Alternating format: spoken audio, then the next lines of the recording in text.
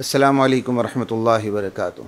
بسم اللہ الرحمن الرحیم۔ خواتین و حضرات، آج کے خبر نامے کے ساتھ خلیق الرحمن آپ سے مخاطب ہے۔ آج بدھ کا دن ہے، 16 ربیع الاول 1447 ہجری اور 10 ستمبر 2025۔ خواتین و حضرات، جو آج میں ایک ہی ایشو پر بات کرنا چاہتا ہوں، وہ ہے جمعیت علماء اسلام کے قائد اور علماء دیوبند کے سیاسی ترجمان مولانا فضل الرحمان صاحب کا ایک بیان۔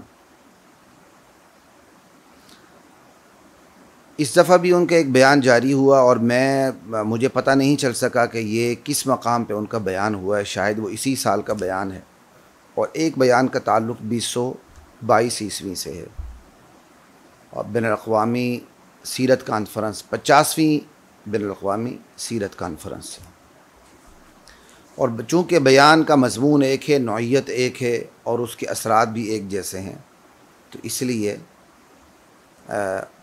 تمام جو بیانات ہیں، 2-3 بیانات اس حوالے سے ان کے مجموعے پر انشاءاللہ میری تھوڑی سی بات ہوگی۔ مولانا کی ایک ویڈیو میں نے دیکھی، باقاعدہ ہیڈ لائن لگا کے، سرخی لگا کے وہ کلپ جاری کیا گیا ہے، اور سرخی یہی ہے کہ نبی علیہ السلام ہر جگہ موجود ہیں، بریکٹ میں لکھا ہوا ہے بے اعتبار رسالت۔ میں نے مولانا کا بیان سنا اور واقعی مولانا یہی فرما رہے ہیں۔ مولانا کہتے ہیں کہ اگر با اعتبار رسالت ہر جگہ موجود ہیں تو کوئی مسئلہ نہیں، اس لیے جھگڑے نہ کیا کرو، ان کو پہچاننا بھی ہے، نہیں ہوں گے تو کیسے پہچانیں گے؟ یعنی اس بیان کا لب لباب یہ ہے کہ نبی کریم صلی اللہ علیہ وسلم باعتبار رسالت ہر جگہ موجود ہے۔ یہ ایک بیان ہے۔ اب اس بیان کو ذرا پلے باندھ لیجیے، اگلے بیان کی طرف چلتے ہیں۔ 2022 میں مولانا کا تقریباً یہی بیان تھا۔ مولانا کے دونوں بیانات سنیں تو مضمون ایک ہی قسم کا ہے، صرف الفاظ کا عدل بدل ہے، جس میں وہ بار بار یہی فرماتے ہیں بعض سیرت کے بیانوں میں کہ سورت کی پیروی نہیں ہو سکتی، سیرت کی پیروی واجب الاتباع ہے۔ تو تقریباً وہی آگے پیچھے بیان ہوتا ہے، کیونکہ سیاسی علماء کو بہرحال مطالعے کا وقت نہیں ملتا، تو جو پہلے سے بیان ہوتا ہے اسی کے اندر رد و بدل کر کے وہ بیان اس حوالے سے کر دیتے ہیں۔ دوسرا بیان 2022 میں ہے، فرماتے ہیں، اور یہ 2022 کا بیان تھوڑا سا زیادہ کریٹیکل ہے اور زیادہ خطرناک ہے۔ اس کو باقاعدہ میں نے الفاظ میں نوٹ کیا ہوا ہے، اور ہم تسلی کے لیے، سننے والوں کی تسلی کے لیے کامنٹ میں انشاءاللہ ان بیانات کا لنک بھی دے دیں گے۔ میں نے ایڈمن کو کہہ دیا۔ ہمیں مولانا سے کوئی ذاتی پرخاش نہیں ہے، میں مولانا کی اعلان برملا تعریف بھی کرتا رہا ہوں، اور بعض چیزوں پہ تنقید بھی ہوتی رہی ہے۔ تنقید کا مطلب دشمنی نہیں ہے، تعریف کا مطلب ان کو معصومیت کے درجے پر فائز نہیں کرنا۔ وہ ہمارے بڑے تھے، بڑے ہیں، بڑے رہیں گے، لیکن معصومیت کے درجے پر کوئی بھی فائز نہیں ہوتا، اور خصوصاً جب عقائد کا مسئلہ ہو تو ہماری حساسیت، جن کا کام ہی عقیدے پر کام کرنا ہے، پھر ہماری حساسیت بڑھ جاتی ہے۔ اس لیے ہم مجبور ہیں مولانا کے اس بیان پر تبصرہ کرنے پر۔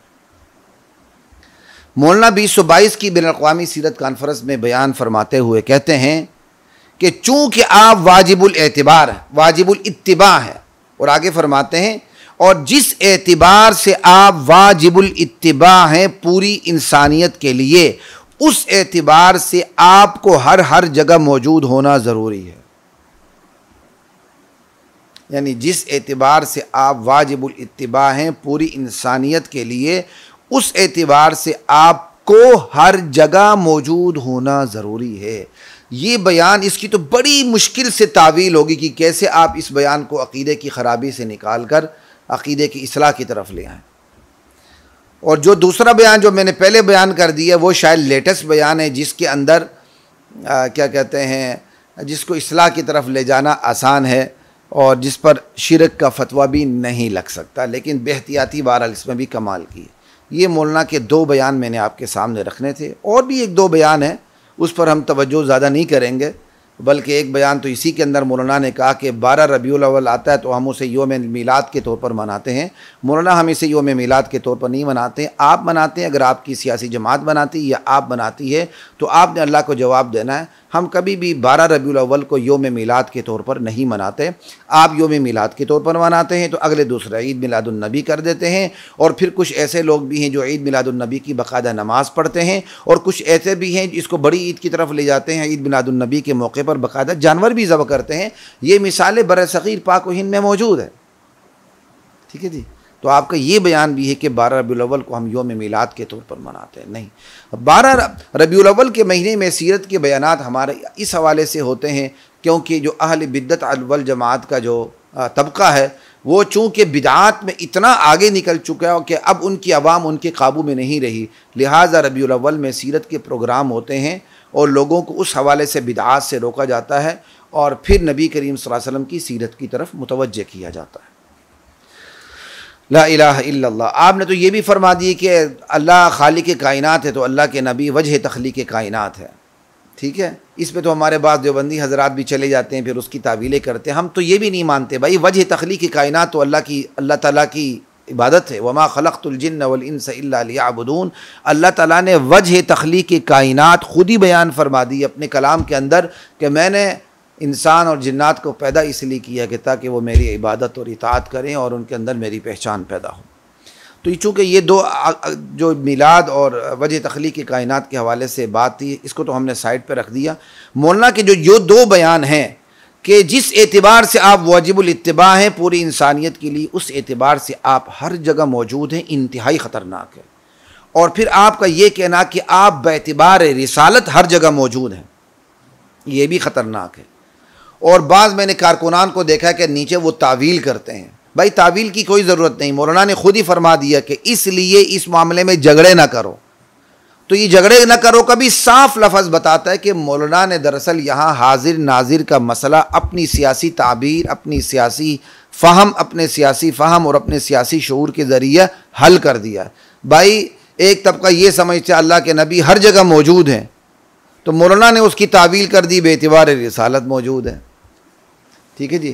مولانا نے اس کی تعویل یہ کر دی کہ بے اعتبار رسالت موجود ہے. بس اب اس تعویل سے بندہ شرک سے تو بچ جاتا ہے. بے اعتبار رسالت آپ ہر جگہ موجود ہے کا مطلب یہ کہ آپ کی رسالت ہر جگہ موجود ہے، آپ کی ذات ہر جگہ موجود نہیں ہے. یہ بالکل اسی سے ماخوذ ہے کہ اللہ تعالیٰ اپنے علم و قدرت کے حوالے سے ہر جگہ موجود ہے. مولانا نے میرے خیال اسی کو کاپی کیا، عالم بندے ہیں، اسی کو کاپی کر کے تھوڑا سا الفاظ بدل دیے. ہم کہتے ہیں اللہ ہر جگہ موجود ہے. ہر جگہ موجود ہونے کا مطلب یہ نہیں ہوتا کہ اللہ کی ذات ہر جگہ موجود ہے. اللہ عرش پر ہے اپنی شان کے مطابق، اللہ کا علم، اللہ کی قدرت ہر جگہ موجود ہے. مولانا نے کہہ دیا بے اعتبار رسالت آپ ہر جگہ موجود ہیں، تو اس کا مطلب یہی ہوگا کہ آپ کی رسالت ہر جگہ موجود ہے، آپ ہر جگہ موجود نہیں. چونکہ اہل باطل کی طرف سے یہ پروپیگنڈا کیا جاتا ہے اور بڑے شد و مت سے کیا جاتا ہے کہ رسول کریم صلی اللہ علیہ وسلم حاضر ناظر ہیں، ہر جگہ موجود ہیں. تو مولانا نے ایک درمیانی راہ نکالی سیاسی تعبیر کے ذریعے، سیاسی مفہوم کے ذریعے. مولانا کی جو یہ تعبیر ہے وہ خالصتاً سیاسی تعبیر ہے اور دو طبقوں کو جوڑنے کی ایک ناکام کوشش ہے. اور اس ناکام کوشش میں کیا کہتے ہیں اس ناکام کوشش کے برے اثرات کتنے بدترین پیدا ہوتے ہیں اس پر انشاءاللہ ہم بعد میں بات کریں گے. پہلے آتے ہیں مسئلہ حاضر ناظر کی طرف. تو خواتین و حضرات آج کی یہ نشست مسئلہ حاضر ناظر کے حوالے سے نہیں ہے، علماء کی سیاسی تعبیرات کے حوالے سے ہے جو وہ دین کے حوالے سے اختیار کر جاتے ہیں اور انتہائی سفلی اور نچلی قسم کی گفتگو کر جاتے ہیں اور جس کے اتنے نقصانات ہوتے ہیں کہ شاید وہ اس کا ادراک نہیں رکھتے یا نہیں رکھنا چاہتے، کیونکہ ان کے اوپر ایک سیاست کا دین کا جو سیاسی پورشن ہے اس کا اتنا غلبہ ہوتا ہے کہ ان کے ہاں عقائد کی حساسیت بالکل نظر انداز ہو جاتی ہے. اور اس قدر نظر انداز ہو جاتی ہے کہ جو عقائد کے حوالے سے حساس علماء ہیں، راسخ العقیدہ علماء ہیں، وہ انہیں تنگ نظر دکھائی دیتے ہیں اور انہیں وہ شدت پسند دکھائی دیتے ہیں اور وہ نہیں چاہتے کہ وہ ان مسائل کو زیادہ چھیڑیں. یہی وجہ ہے کہ سیاسی علماء ہمیشہ ایسا اسلوب اختیار کرتے ہیں کہ جو متصادم طبقے ہیں وہ بھی راضی ہو جائیں. انشاءاللہ ہم بات کرتے ہیں کیونکہ سیاسی علماء کی اپنی مجبوریاں ہوتی ہیں، ان مجبوریوں کی وجہ سے وہ ایسی باتیں کرتے ہیں. ان کی ایک بہت بڑی مجبوری سیاسی پارٹیاں ہوتی ہیں جن کے ساتھ ان کے اتحاد چل رہے ہوتے ہیں. ان کی بہت بڑی مجبوری خود ان کے اپنے حلقے کے ووٹرز ہوتے ہیں جن سے انہوں نے ووٹ کی طاقت لینی ہوتی ہے، لہٰذا ان سیاسی مجبوریوں کی وجہ سے وہ دین کی سیاسی تعبیرات کو سامنے لے آتے ہیں، بہرحال جس کا نقصان اتنا شدید ہوتا ہے کہ شاید وہ اس کا ادراک نہیں رکھتے یا وہ نہیں رکھنا چاہتے۔ ٹھیک ہے جی، تو اب میں مسئلہ حاضر ناظر کو پہلے تھوڑا سا واضح کر دوں، پھر آگے چلتے ہیں۔ نشست مسئلہ حاضر ناظر کے نہیں ہے، نشست سیاسی علماء کی دین کی سیاسی تعبیرات کے حوالے سے۔ ٹھیک ہے جی،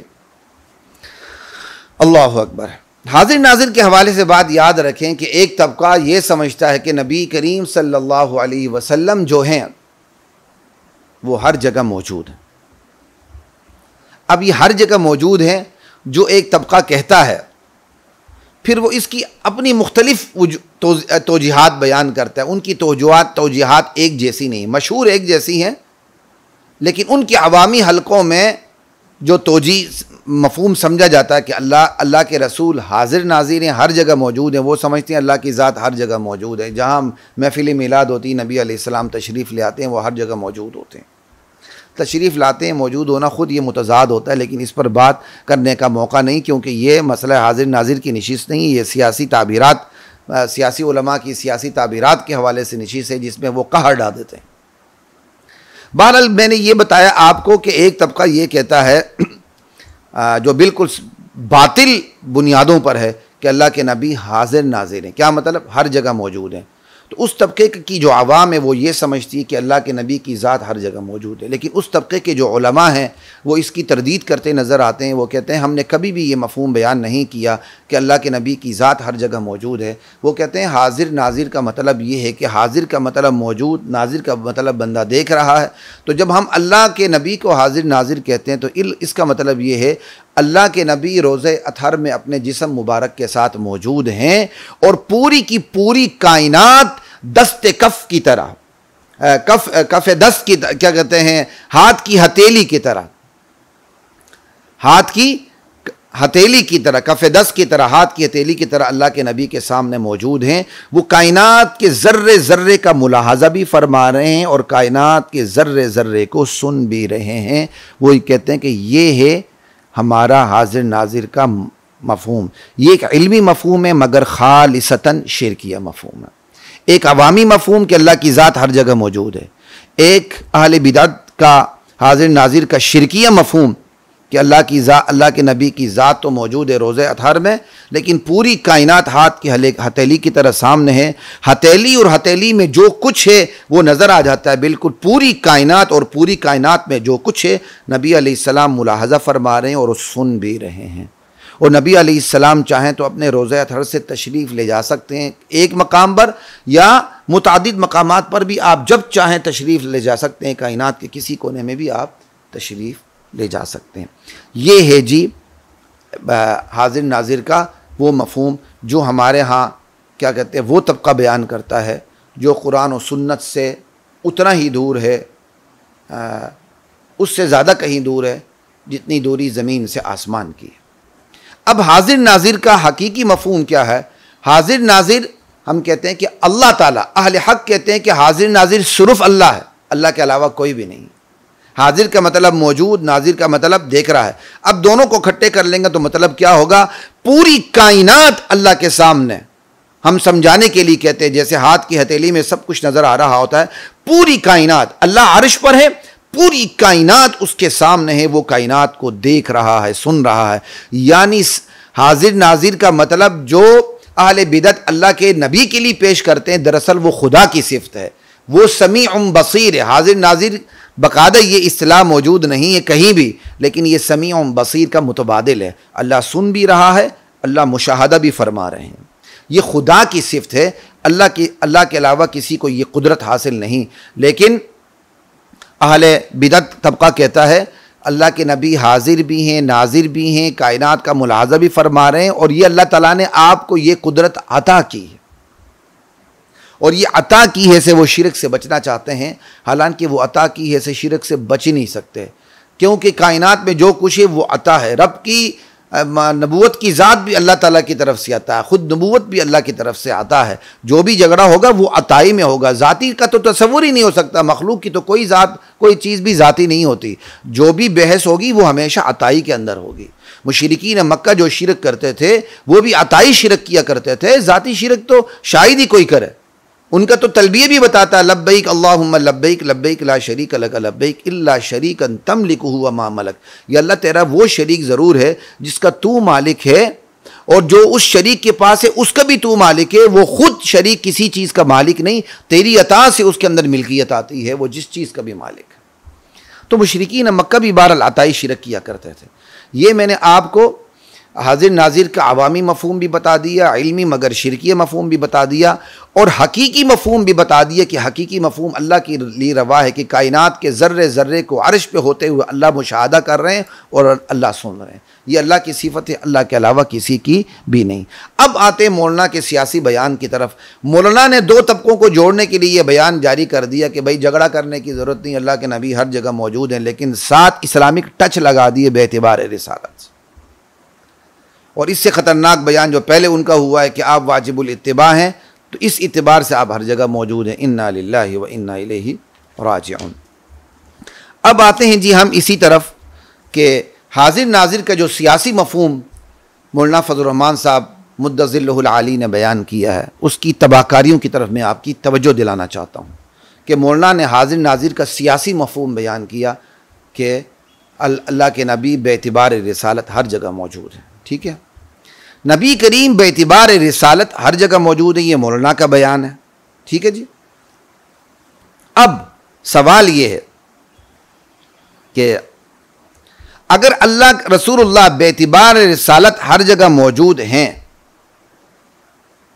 بے اعتبار رسالت ہر جگہ موجود ہیں، تو پھر بے اعتبار رسالت آپ کا ہمہ وقت دیدار بھی ہو رہا ہے امتیوں کو.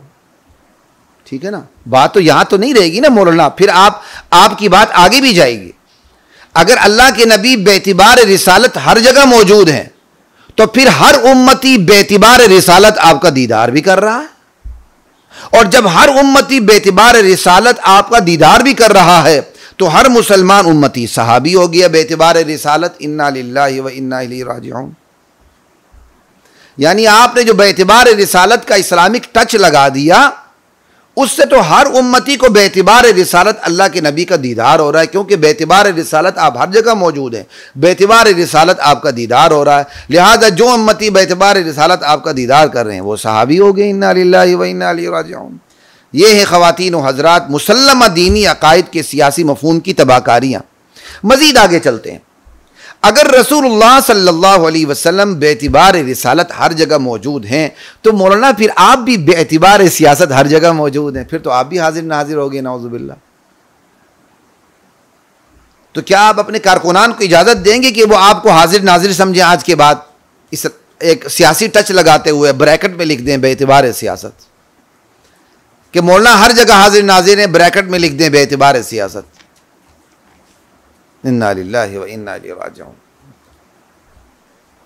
مولانا پھر سیاسی مفہوم بیان کرتے ہوئے فرماتے ہیں کہ ایسے مسائل میں جھگڑے نہ کیا کرو. مولانا سوال ہے کہ یہ جھگڑا کیا کس نے، یہ انحراف کیا کس نے؟ اللہ اکبر. منحرف کون ہے؟ اللہ کو سمیع بصیر سمجھتے ہوئے کس نے اللہ کے علاوہ دوسروں کو سمیع بصیر سمجھا؟ اللہ کو حاضر ناظر سمجھتے ہوئے کس نے محبت میں آ کے اللہ کے رسول کو بھی حاضر ناظر سمجھا؟ اللہ کی توحید کے اندر دخل دینے کی کس نے کوشش کی؟ منحرف کون ہوا؟ جھگڑا کس نے کیا؟ جب اللہ کے کمالات، اس کی وحدہ لا شریک خصوصیات کے اندر کوئی طبقہ کسی بھی ہستی کو شریک کرے گا اور شرک کو پھیلانے کی کوشش کرے گا تو راسخ العقیدہ مسلمان حفاظت کے لیے، دین متین کی حفاظت کے لیے میدان میں ضرور آئیں گے اور لوگوں کو شرک کی تباہ کاریاں بتائیں گے، اور بتائیں گے لوگوں اللہ کے علاوہ کسی کو حاضر ناظر سمجھنا، کسی کو سمیع بصیر سمجھنا، کسی کے اندر یہ طاقت سمجھنا، بھلے وہ عطائی طاقت کیوں نہ ہو، کہ طاقت کو سمجھنا کہ وہ پوری کائنات کو ایسا ہی دیکھ رہا ہے جیسے بندہ اپنی ہتھیلی کو دیکھتا ہے اور جو کچھ ہتھیلی میں اسے دیکھ رہا ہے، تو اللہ کے نبی پوری کائنات کو دیکھ بھی رہے ہیں، سن بھی رہے ہیں. تو یہ تو شرک ہے. اس شرک کی تردید وارثین انبیاء نہیں کریں گے تو کون کریں گے؟ کیونکہ شرک کی تردید انبیاء کی ابدی میراث ہے. باقی ساری چیزیں بعد میں ہیں. لا الہ پہلے ہے، الا اللہ بعد میں ہے. اگر یہ کام ضروری ہے شرک کی تردید اور یقیناً ضروری ہے تو پھر توحید کی تبلیغ اور شرک کی تردید کو جھگڑے سے تعبیر نہیں کیا جا سکتا مولانا۔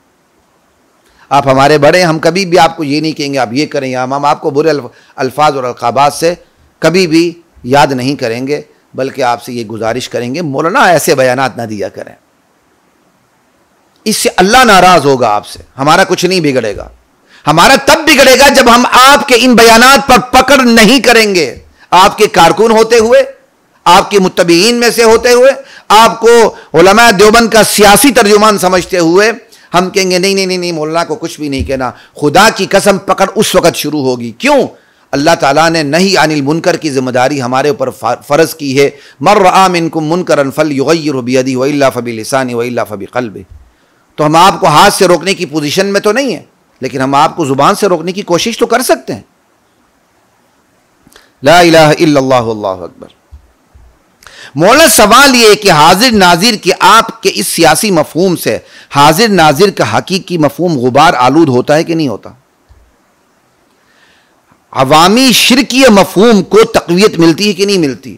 ایک بالکل جٹ جاہل ہے، اس کے سامنے کہہ دیں جی دیوبندیوں نے بھی اب اللہ کے نبی کو حاضر ناظر سمجھ لیا ہے، سن لو مولانا فضل الرحمان صاحب کو، وہ جو ایک کم عقل انسان ہے وہ باعتبار رسالت کی اسلامک ٹچ کو سائڈ پہ کر دے گا، وہ یہ جملہ سنے گا اللہ کے نبی ہر جگہ موجود ہے، تو وہ تو بیچارہ شرک میں مزید پختہ ہو گیا، جو کمزور ہے اس کا ایمان ہی ڈاواں ڈول ہو گیا، اور جو شرک میں پختہ ہے اس کی پختگی میں مزید اضافہ ہو گیا۔ ہم بعض اخوانی مزاج جماعتوں کا رونا روتے تھے، پر ہم بعض اخوانی جماعتوں پر رونا روتے تھے کہ وہ اتحاد امت کے عنوان سے دشمنان صحابہ کو مسلمان بھی سمجھتے اپنے ساتھ لگا کے رکھتے ہیں۔ تو مولانا آپ نے بھی بنیادی عقائد کا سیاسی مفہوم بیان کرنا شروع کر دیا۔ انا للہ و انا الیہ راجعون۔ آپ کے سیاسی مفہوم سے کمزور کا عقیدہ مزید کمزور، بد عقیدہ اپنے عقیدے میں مزید پختہ۔ یہی وجہ ہے کہ آپ کے سیاسی تعبیر کے نتیجے میں ہمیں سوشل میڈیا پہ تانے تبصرے سننے کو مل رہے ہیں، وافر مقدار میں مل رہے ہیں۔ اگر آپ کو یقین نہیں آتا تو آپ اپنے اس سیاسی مفہوم جو آپ نے بیان کیا اس کے آپ شارٹس کلپ کو دیکھیں اور نیچے بد عقیدہ لوگوں کے کمنٹس کو آپ پڑھیں کہ وہ کیا کمنٹس دے رہے ہیں۔ وہ صاف صاف سمجھ رہے ہیں کہ دیوبندیوں کو ہدایت مل رہی ہے، ہمارے بزرگوں نے جو عقیدہ بیان کیا تھا نبی علیہ السلام ہر جگہ حاضر ناظر ہیں، اب وہ اس طرف پلٹ رہے ہیں۔ اور آپ کے سیاسی مفہوم سے راسخ العقیدہ علماء کی روح پر ضرب لگ رہی ہے، ان کی کوشش و کاوش عقائد کے میدان میں ان کی جو جہد مسلسل کی حوصلہ شکنی ہو رہی ہے بلکہ نفی ہو رہی ہے۔ اللہ اکبر۔ مولانا اعتبارات اور حسیات کی دنیا سے بھی ہم بھی واقف ہیں الحمدللہ، ہم نے بھی بڑی اچھی منطق اور فلسفہ پڑھا ہے اور بڑی اچھی منطق پڑھائی ہے الحمدللہ، اللہ کا بہت اچھا احسان ہے، ہم نے بہت اچھی پڑھائی ہے، ہمیں بھی پتا لولا الحیثیات لبطلت الحکمہ۔ لیکن مولانا عقائد کے باب میں ایسے اعتبارات کی بیجا مداخلت سے عقائد مسخ ہو جاتے ہیں، اہل حق کی مزاحمت غبار آلود ہو جاتی ہے، اللہ کی پناہ ایسے اعتبارات سے۔ مولانا استغفار کریں، اور ہمیں پتہ ہے اب یہ ویڈیو کے نیچے کتنے ہمیں گالیاں ملیں گی، کتنی ہمیں ننگا کیا جائے گا، بیان کرنے والوں کی شلواریں اتار کے چیرنگ کراس پر لٹکائی جائیں گی، ہمیں سارا پتہ، کیونکہ آپ کے کارکنان کی بہت بڑی تعداد کا اخلاق یہی ہے۔ وہ آپ کے کارکنان نہیں، ہمارے بھائی ہیں، آپ کے کارکنان بھی ہمارے بھائی بھی ہیں، لیکن ہمیں اپنے گھر کا پتہ ہے کہ ہمارے گھر کے اندر کیا کمزوری ہیں۔ میں آپ کو صاف بتا دوں مولانا، آپ کو اچھا لگے یا برا لگے، میں نے اپنی زندگی میں 2 جماعتیں دیکھی ہیں جن کے کارکنان کی بہت سے کارکنان، ہر کارکن کی بات نہیں کر رہا، بہت سے کارکنان کی زبان اتنی غلیظ اور اتنی گندی ہے کہ بندہ بیان نہیں کر سکتا۔ اس میں پی ٹی آئی کے بہت سے کارکنان سر فہرست ہیں، اور اس میں ہمارے جمعیت علماء اسلام کے کارکنان سر فہرست ہیں۔ وہ علماء پر ایسے غلیظ باتیں کرتے ہیں کہ پڑھتے ہوئے شرم آنے لگتی ہے۔ مولانا تربیت کا سامان کرے اپنے کارکنان کا، بجائے یہ کہ آپ عقائد مسلمہ عقائد کے حوالے سے سیاسی مفہوم بیان کریں۔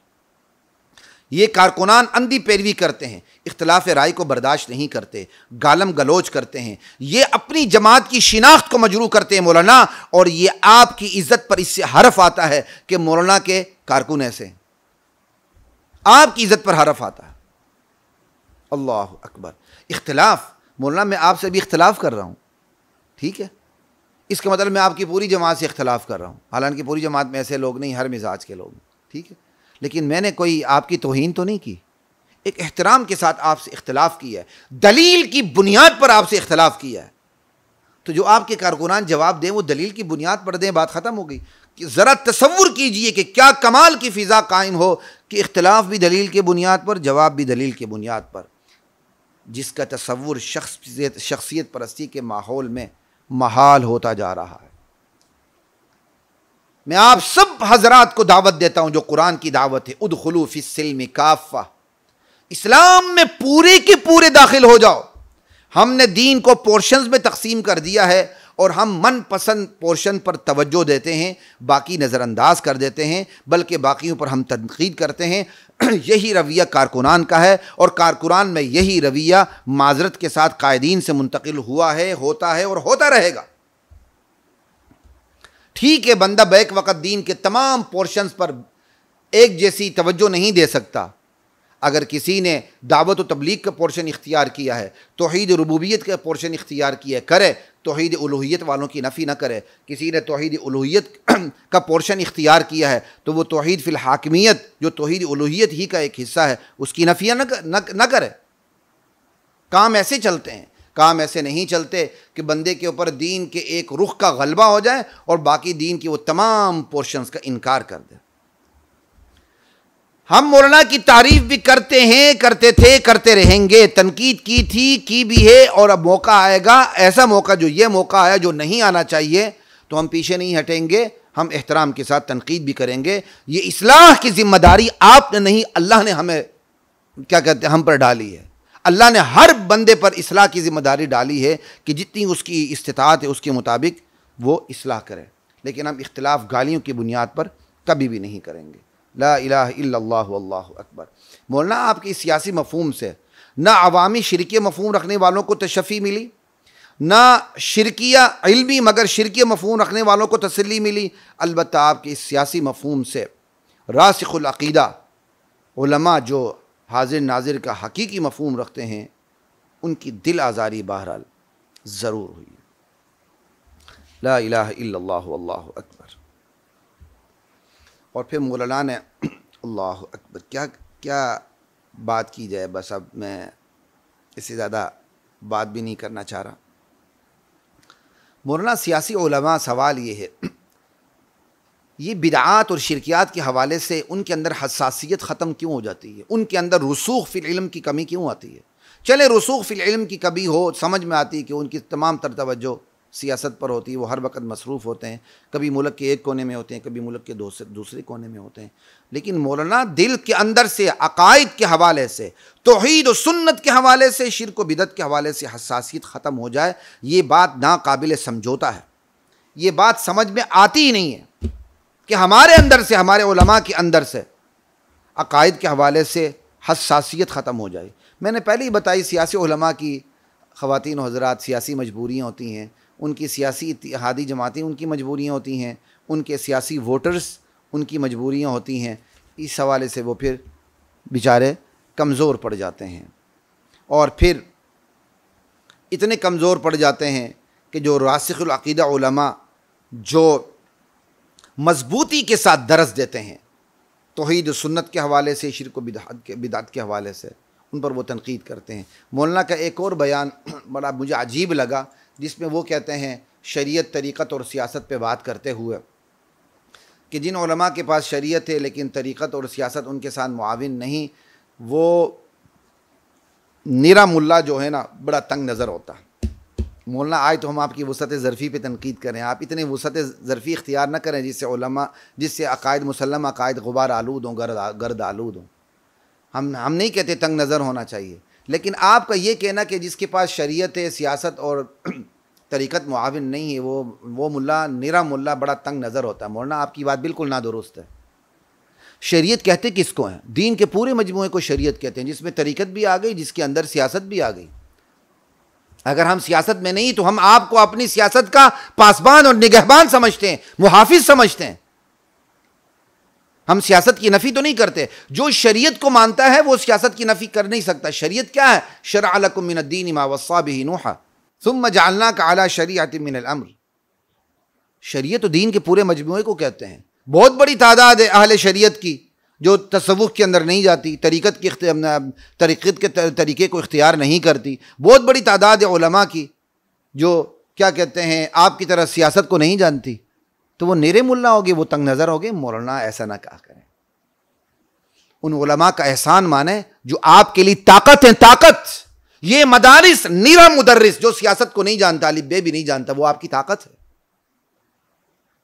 وہ علماء جو راسخ العقیدہ مسلمان ہیں، جو دشمنان صحابہ کا بھی مقابلہ کرتے ہیں، بدعات کا بھی مقابلہ کرتے ہیں، دشمنان رسول کا بھی مقابلہ کرتے ہیں، وہ آپ کی نرسری ہیں. آپ کو کارکنان فراہم کرتے ہیں. آپ کے کارکن کہاں سے آتے ہیں؟ آپ کی جماعت کی کوئی ایسی بڑی تربیت گاہیں تو نہیں ہے کہ ہر جگہ وہ تربیت دیتی پھریں. یہ سارے کارکن نیرا ملا آپ کو پیدا کر کے دیتا ہے. اس لیے شریعت کے ساتھ طریقت اور سیاست کو اس طرح باندھ کے بات نہ کریں کہ نیرا ملا آپ کو تنگ نظر آئے. یہ جو ملا ہے نا، نیرا ملا جس کو آپ کہتے ہیں، شریعت تو پورے دین کا نام ہے. وہ سیاست نہ بھی کرے تو سیاست کو جان رہا ہوتا ہے. طریقت میں کسی کا پیر مرید نہ بھی ہو تو اس کو تزکیہ کا پتہ ہوتا ہے. اس کو آپ ضروری طریقت اور سیاست کے ساتھ نتھی نہ کریں، لیکن آپ اس کے معاون ضرور بنیں. وہ نیرا ملا تنگ نظر نہیں ہے، وہ راسخ العقیدہ مسلمان ہے جو اسلام کے عقائد پر آنچ نہیں آنے دیتا. چونکہ یہ اسلام کائنات کی آخری صداقت ہے، تو لہٰذا اس کی حساسیت جو گزشتہ ادیان گزر چکے ہیں ان سے زیادہ ہے. کیوں؟ پہلے دین میں خرابیاں آتی تھیں، انبیاء کا نزول ہوتا تھا. اب اگر دین کے اندر کوئی خرابیاں آنی شروع ہو جائے، انبیاء کا نزول نہیں ہوگا، یہ علماء ذمہ داری اپنائیں گے. لہٰذا یہ دین پہلے جو ادیان حقہ گزر چکے ہیں ان سے زیادہ حساس ہے. اس لیے اسلام نے اس کے گرد سخت باڑ لگائی ہے. کوئی بدعت حسنہ ہو کہ سیئہ ہو اس کے اندر گھس نہیں سکتی. بس اتنی ہی بات کروں گا. اللہ کی ذات مجھے آپ کو ہم سب کو دین کے مسلمہ عقائد پہ غیرت اور حمیت نصیب فرمائے، اور اس کے سیاسی تعبیرات اور سیاسی مفہوم سے میری اور آپ سب کی حفاظت فرمائے. السلام علیکم ورحمۃ اللہ وبرکاتہ. وَلَقَدْ أَنزَلْنَا